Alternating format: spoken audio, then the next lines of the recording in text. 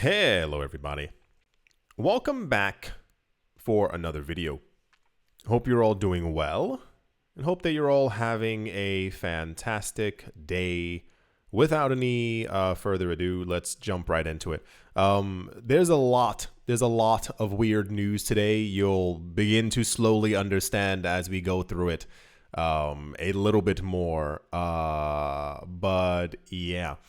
Someone by the name of Ki-Young-Ju, that is J-U as the last name, founder and CEO of CryptoQuant, has noted that the initial investments of new whales are almost twice as big as the old whales' cumulative total. We're getting whale news again. Apparently, not only are people buying, but they're actually buying far more than people who purchased before. That totally makes sense. The data shows that short-term holding whales own a total of $110 billion worth of Bitcoin, dwarfing the $67 billion held by long-term holding whales, the people who basically have been in the market a lot longer. In order to qualify as a short-term holder whale, that's a terrible holder whale? Okay. The average coin age should be less than 155 days. If you are holding the coins for less than 155 days and or if you sell, then therefore you are a short-term holder. CryptoQuant also excludes the addresses of centralized cryptocurrencies and people who exchanges and people who are mining. Last week, the CryptoQuant CEO also took an in-depth look at unrealized profits on various on-chain cohorts. Old whales, of course, come in first place with their profits reaching 223%. That is on average. The way that people tend to calculate stuff is how in profit everyone is at any given time. I usually don't bring the news here because it's not as important as other things. But a lot of times there will be news and it says like if Bitcoin moves up to 73, 70, whatever thousand, it'll say that 89% of wallets are in profit. That is to say, if someone bought at 74, we're not at 74. Therefore, the last little top of the mountain isn't in profit, and it kind of usually deals that way. And then if they say if the majority of people who are the old whales or long-term holders in general purchased Bitcoin, all of them before $20,000, therefore they are completely in profit, and this is how much they are in profit percentage-wise based off of the amount of time that they're all holding. Really weird metrics, but it usually is used to gauge how long that people have been in the market and how long they've been holding. That's why a lot of times when you hear me say like the significance of this is like if we hear that there are wallets that are only buying and have not sold, these are long-term holders and they typically have no intention of selling. It's the same exact thing with all the large institutions who are buying into the space and why MicroStrategy continues to have to reiterate we're not selling. It's because they're holding this on for the long term. They're going to make as much profits as humanly possible within the market, or they have no intention of selling, as many of the companies have also said. It says, however, new whales, which came from traditional finance and acquired Bitcoin through ETFs, are enjoying very modest unrealized profits of just 1.6%. The profits of small people who are mining managed to surpass 130%. Larger miners, for example, have to settle for 81% of unrealized profits. 81% is still incredible. Am I supposed to act like that's a small number, 81% profit? Okay. According to CryptoQuant CEO, this suggests that these profits are not yet sufficient enough. Hence, the current bull market cycle is unlikely to end at this stage. I've seen that also being a metric that a lot of other people are using and or throwing out there as well. A lot of analysts are like making sure that people know that the bull cycle isn't over, and I'm like, no one thought it was over. We've seen all the metrics and we know exactly how long these things tend to last. But yeah, a lot of news surrounding whales today. I thought I'd only bring one news story because do you want 75 news stories about whales? Probably not. A lot of ETF news. Also, not that it's not important, but you get the generalized idea. There's a lot of money still flowing into the ETFs. Some days are, of course, better than others. BlackRock is still doing extremely well. and Grayscale's picking up a bit because of the news about their new Bitcoin mini trust. But yeah, that's the Bitcoin whales, and I guess also long-term holders. We're going to start seeing these metrics rise a lot more, as once again, a large portion of the people who are in the market plan on buying and holding. That's the general sentiment, at least from what we've been seeing. Yeah, that's the Bitcoin whale news. Yeah. Let's move on. This is one of those things where you don't expect it to be popular news, and it's not that it's not important, but there are so many other things currently happening within the cryptocurrency space that are far bigger than this. This made the most popular news of the day because, Tether has partnered with the Ton Foundation. That's the Telegram open network, like the texting app Telegram. A number of years ago, they made their own coin called Ton. This was 2018 or 2019. And this was, the timing was horrendous. This was the same exact time when Facebook made their coin. And regulators were absolutely egregiously horrified that Facebook was about to become the largest bank on the planet. And with the introduction of, I think two other texting apps came out talking about their own coins at the same time, and they were body slammed into the ground. Obliterated very quick. About 2.5 years after, Telegram kind of popped their heads back up and say, hey, we have our coin back. Or I think the coin was given to an organization or something like that, but I think they're still lightly associated as far as I can understand it. So Tether has partnered with Ton, putting 60 million Tether on the open network blockchain. And this was announced at the Token 2049 event in Dubai. Making Ton the 11th largest blockchain out of 6. I didn't know there were 16. There's 16 blockchains now who will have Tether on them. The people from Tether, I believe, did this in the name of, air quotes, decentralization, but it also has to do with basically not having all your eggs in one basket. The SEC and many other organizations have not liked Tether, simply because these other organizations were also trying to create their own stable coins and did anything they could to throw dirt on Tether. And I told all of you years ago, when a lot of people were telling me that something was wrong with Tether, I told you no, because it would not have been on crypto exchanges if something inherently had been wrong. It would be impossible for this thing to be the #1 stable coin. And look at that, I was correct. Behind the scenes, it was just corruption from a number of news outlets who were making sure to spread negative news. And then when we connected the dots, we found out that these news organizations and companies were actually connected with other people who were trying to make stable coins. And it's like, you people are slimy and gross.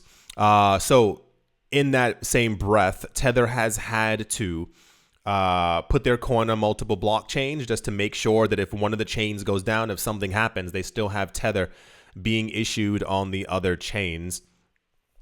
This collaboration also introduced the gold-pegged Tether Gold XAUT, XAUT stablecoin on Ton, with cross-border payments touted as free, instant, and as simple as sending a direct message on Telegram to their 900 million users. Despite the new issuance on Ton, the majority of Tether's 109 billion supply remains on Tron and Ethereum. Cool. So I'll put it to you this way. This was incredibly popular news, and I necessarily myself couldn't figure out why. Maybe Ton is far more popular than I know about. I myself don't use Ton, and I am not on Telegram, so I can't really speak for that. Is it that... Now, I ask as someone not knowing, on Telegram, are you able to use the Ton coin? Are you able to use Tether on Telegram now as well? because that would make a little bit more sense to me as far as like, oh, okay, this is quite significant news. But after that, we've heard before of many other chains who've been getting Tether issued on them, and it has never been as popular as this one. It could be that there was maybe the Dubai conference was more popular than I'm also understanding. As I'm not really getting it. It's not that it's bad news. None of this is bad news. It's just more of a, and I say this lightly, it's only $60 million compared to 109 billion that's issued across multiple chains. Right. We've also seen gold pegged stable coins before. This is also not new. I'm sure there's someone out there who's trying to Google it right now. People have been trying to create these things since around 2016, 2017, as a way to, like, what's the word? Push Bitcoin aside. Even this what's this guy's name? Peter Schiff. He's just go get help. He's also an advocate for, like, did you hear what he said a couple of days ago? It was the weirdest thing in the entire world. Peter Schiff is the guy since like 2015. He's had nothing better to do with his time, and he's been telling people to not buy Bitcoin since it was around, I think, $200. Look how incorrect he was. He recently told people that gold is the new Bitcoin. And he said all you have to do is put gold on a blockchain, and then you can use its value on chain, similar to Bitcoin, making gold a better Bitcoin. And I was like, did you hear what you said? Like, you sound insane. I don't understand how, and he keeps getting on the news. What I think it is a lot of times, and I say this in the nicest way possible, people who are crazy or like are eccentric, they tend to make it onto the news quite easily because they get the ratings. So this is the only reason why I think he is constantly in the news all the time. Even the other, I mean, for those of you who didn't see it, the price of gold, I think, went up to 2,200. When it went up to 2,200 or something like that, he was on the news smiling, saying that gold had outperformed Bitcoin and Bitcoin was done. And I was like, I know you know math. I assume you went to school. You know that 2,200 is far less than 70,000. And you can even look at charts just even from the last year and a half. I'll even give you a good 2 years. Bitcoin has tripled in value. Gold added $200. You are completely incorrect. So these gold pegged stable coins are literal garbage. People have been trying to make them for a very long time. There's also been a lot of countries who were talking about making gold pegged. It's not it's not feasible. People have tried it. There's not enough the word's not market cap. There's not enough liquidity for these things, and you have to also, if you're issuing one of these coins, you have to have hundreds of billions, low trillions of dollars worth of coins of gold to actually keep these things stable, and they don't ever remain stable. So cool. Can't figure it out. I don't think I want to figure it out. That's the Tether on the Telegram Open Network news. Very popular. I'm not myself understanding why, but I guess Paolo Ardoino maybe just got richer. You see he's smiling in the photo. I mean, Tether makes billions of dollars in profit every like 3 months. Billions just from people using their chain. So I would also be smiling in my profile picture. That's the Tether news. Yeah. Let's move on. Also the Cardano Foundation, in collaboration with 4 other entities, Blink Labs, DSpark, Sunday Labs, and Transaction Pipe, TX Pipe, have announced the launch of something called PRAGMA, a new not-for-profit association dedicated to promoting open-source blockchain software projects. Renaj Moon, Global Communications Director, announced the launch in a post. It noted that the signing of the association statuses signed PRAGMA's Signal's official launch, which will prioritize fostering a space where developers can collaborate and build upon open source technologies. So it looks like they're trying to create something that basically incentivizes people to want to build on their chains or within the space. There are a number of associations already like this. I assume they're trying to basically make their own. Cardano and many other chains, I would say, suffer from a situation where they're developed and they have upgraded, but they don't have as much usage as other chains. We've gone over that thousands of times as far as Ethereum and Polygon and Bitcoin. Even XRP has seen a huge amount of development while the price was going down over the course of a 4-year period. And Cardano tends to be, we've gone over before why Cardano is usually in the news. It's normally Charles Hoskinson screaming at someone. That's also not a joke either. So I guess this is meant to kind of make it so that people can come together to want to collaborate and build things on top of these projects. And I'm mainly focusing on Cardano as it is the only chain that we currently have here. I think it's a cool idea. I see nothing wrong with it. It's just more of a I hope it happens kind of thing. We are getting to the point where in crypto, your chain has to do something. You need to have mega partnerships at this point. You need to have thousands of projects being built on top of your chain. And for those of you who missed it, a lot of the larger chains are taking a huge amount of that space, that real estate, because where before the idea was that only one chain could do something, they can now all do the exact same thing. As I mentioned back in 2017 when people were screaming at me that no, they couldn't. All chains can have smart contracts. They can all have ICOs. They can all have letters and ABCs on top of them. And even more so recently, if you've been missing the news, it's been in the news once or twice.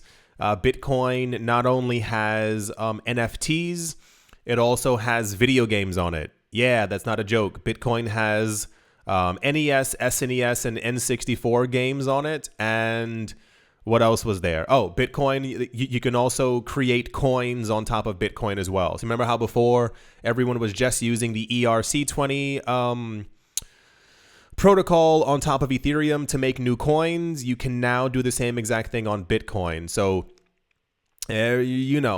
there are certain chains that really need to find their groove, their niche. Yeah, so cool. I hope something comes of this, simply because Cardano seems to be trying. They're trying to try. They're always they're recently in the news. If you've been paying attention, we've been getting a lot of altcoin news, which is quite like, okay, because we weren't getting any altcoin news for a very long time. I mean, to be completely fair, between January and like the middle of April, everyone was just focused on the Bitcoin ETFs and the halving. So usually we're now at the point where, as I've stated before, after the halving is normally when altcoins tend to like really surge in price. And this is why I think you've seen the last couple of videos, there's been a lot of altcoin news. I think they're trying to make themselves more publicly aware once again.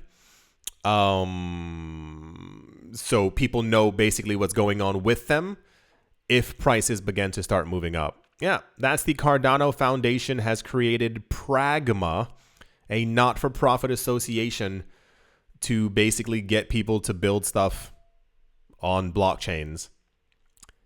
Yeah. Moving along. Also in the news, and this is, I won't use the word propaganda, but this is borderline kind of there. There was a huge discussion a number of years ago that Bitcoin wasn't green enough. And this discussion was basically started by, I'll tell you the complete truth, basically from what I've seen. When Bitcoin was first created, everyone knew Bitcoin, and other people began to make other coins that mimicked Bitcoin but were not Bitcoin. One of the more popular ones was Ethereum, and in the beginning, people who liked Bitcoin began to spread rumors that something was wrong with Ethereum. It's not quick enough, it's not fast enough, it doesn't work, it's broken, yada, yada, yada. And that was also, I told you, the reason in the very beginning. A lot of people were telling me not to talk about Ethereum on the channel because it was garbage, it's a scam, and I was like, no, this coin is definitely real. But the opposite was also happening on the other end, where people began to say on the Ethereum side and also on the Litecoin side and the blah, blah, blah, blah, blah, that Bitcoin was garbage, Bitcoin was this, Bitcoin was terrible. When XRP was released and got really popular on the scene, Bitcoin maximalists began to talk negatively about XRP and Ethereum, saying that they were pre-mined, which both of them were, at least partially for Ethereum, and that there were so many issues with them. And this began the entire debate of proof of work versus proof of stake. The idea being is that Bitcoin is very energy intensive and that XRP isn't. This isn't usually in the news as much anymore, but I'm giving you the entire full rundown of everything that was happening before. And the discussion was as well, XRP uses a fraction of the energy cost for Bitcoin. This is when we started hearing from a lot of people randomly. It came out of nowhere, and I assume it was something that was simply thrown into the media by a number of people and organizations and institutions who were trying to discredit Bitcoin in some sort of way. We began to hear that Bitcoin wasn't green enough. And this is one of the weirdest parts, because there was never a topic of discussion before.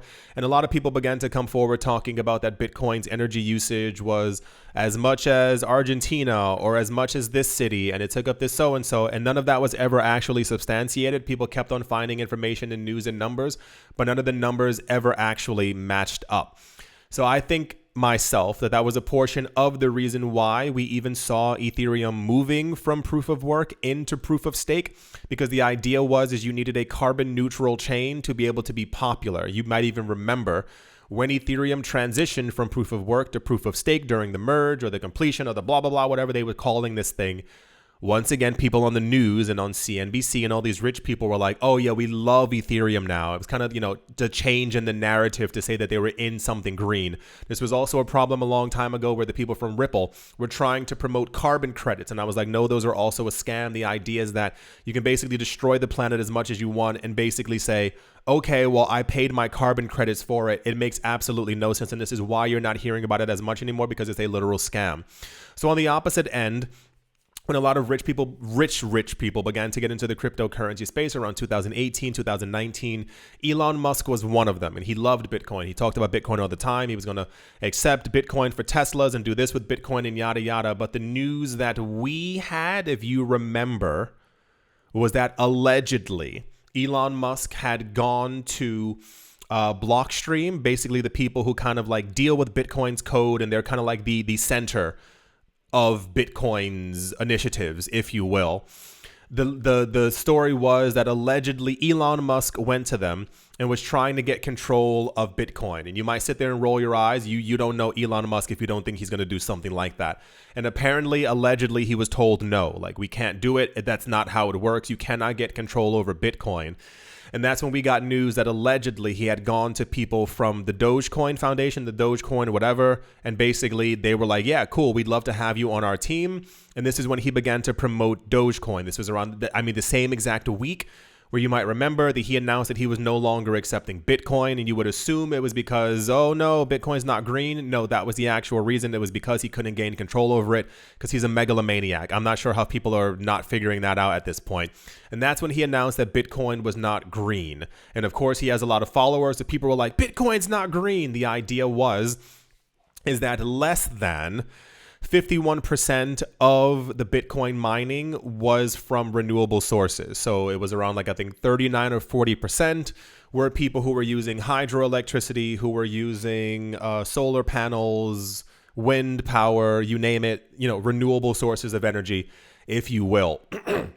That's a couple months later when he announced that if Bitcoin mining was done with 51% or more renewable energy, he would then reaccept it. And that's why also you saw about a year ago, people were so excited when Bitcoin went above, I think, 52% renewable energy because they were expecting Elon Musk to basically go, okay, cool, I'll re-accept it again. But why do you care what this man is doing? It doesn't make any sense. You're not him. It's not adding up at all.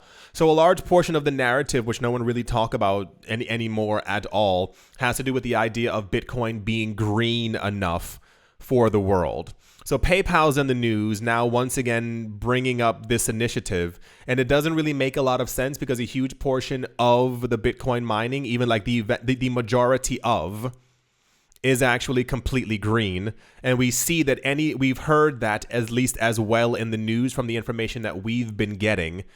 New companies who are also trying to get into the space, they also don't want to pay local councils or local electricity costs.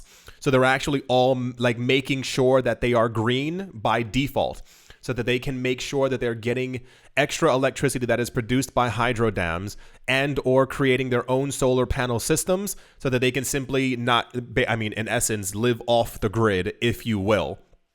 This is why it was such a big news story when we heard that El Salvador was also going to be mining Bitcoin, but they would be using thermal energy. They're trying to use something renewable that they have access to, what have you. So this is why I said I don't want to use the word propaganda, but it's kind of like rehatching an old news story to make sure that you're actually in the news.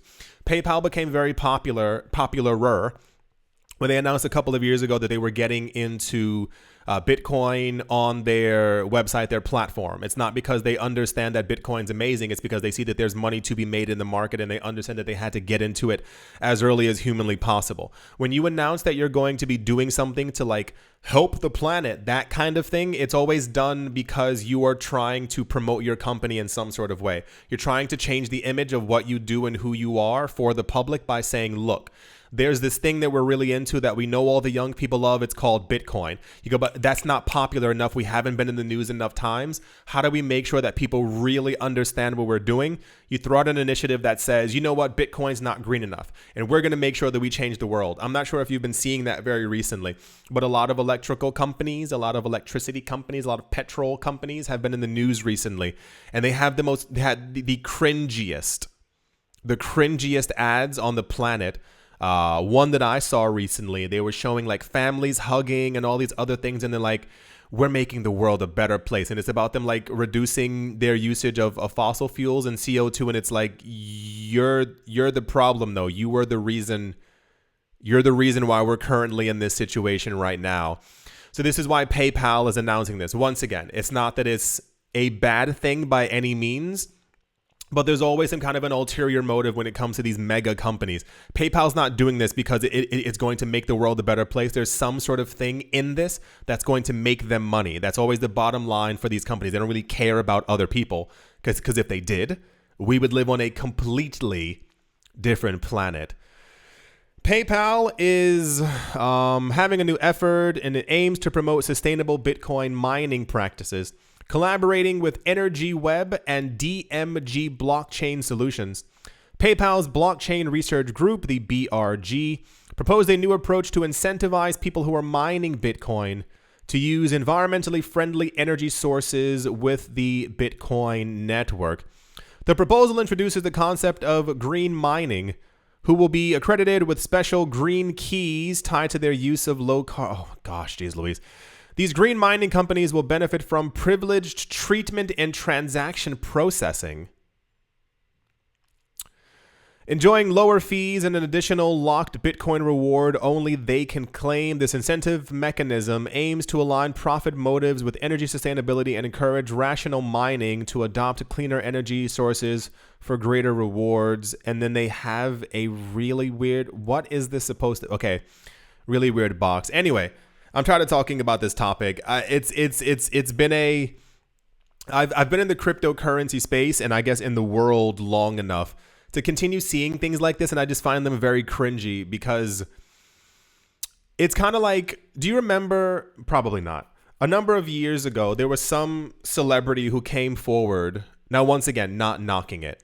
There was a celebrity who came forward because I think they weren't in the news enough, and they were announcing that they were that they had been paying for people to go to school in the U.S., college, university, And basically, like, it was publicized everywhere. And they were talking about how they were gonna be, like, you know, giving people money. And, like, they're always photographed whenever they're in the news. I mean, handing out $50 bills to people. And, you know, of course, it makes great, fantastic news, but it's also done for publicity. It's not really from the heart. And that's where, like, ends up making me really annoyed, because a lot of that happens as well within the cryptocurrency space. I mean, not as much as before, but boy, howdy, it was really gross. It was this kind of like, look how amazing I am because I'm giving away money. Like, look at me. I'm awesome. I'm important. And then there was another celebrity who will also not be named. And people only found out because people are nosy. And people were digging through this person's business, and they found out that this celebrity had actually purchased a huge number of buildings, like buildings, like 6, 7, 8, 9, 10, 11, 12 stories, had renovated these buildings. And they were like, these buildings were to give people free housing, people who were without a home or were living rough. They were allowing these people to, like, live there for free. And they were also, like, donating as well to, like, organizations to help these people, to give other people food. And what was the other thing? They were also helping people go to college and university completely for free. But the difference is that they didn't announce it. People only found out because people are, once again, nosy, and literally were digging through years of documents and found out that this person had done so. And it's kind of that same exact thing. But I think within the cryptocurrency space, I think it's far more difficult because people are less financially inclined to do things to help others, and also to do things like without having it be something for them to have, like a photo op. Because you announce these things to make sure that your coin or your organization gets into the news so that they're more aware of how amazing and awesome that you are. But it's the things that happen behind the scenes that we don't know about that are the actual amazing things. Don't do things to have people stand up and applaud for you. Do it behind the scenes so that you know that you've done well, that you've done good, and you've helped someone. You don't need applause from anyone else. So this was also very popular news. It's because it's PayPal. The word Bitcoin is in there. And this old idea of, like, making Bitcoin better and giving people an incentive, it's very cringy. I don't want an incentive from PayPal to have to, like, save the world. Like, I wanted to simply do it because anyway. And also, once again, people have already been doing it because it costs them less. We've seen this problem before where a lot of different countries around the world have been kicking out people who are mining Bitcoin because they're like, you're using our electricity. It's too much. You're taking and draining too much from the system. So they said, okay, we'll use our own systems. Or a lot of these people go to very cold regions to not even have to use heating. And anyway, you understand what I'm saying. We live in a very weird world, and I didn't expect anything less from PayPal than this. So yeah, I think that's going to do it for this video. Very interesting how we've been seeing a lot of altcoins in the news. There's not many who have, I guess, not been in the news. Ethereum's always in the news. Cardano is pushing itself back in the news. XRP hasn't been in the news a lot. Sprinkles of Tron every now and again, but that's also very cringy news every now and again. The latest Tron news was that Justin Sun bought crypto, and I was like, what? That's not okay. We've heard a bit from Polygon.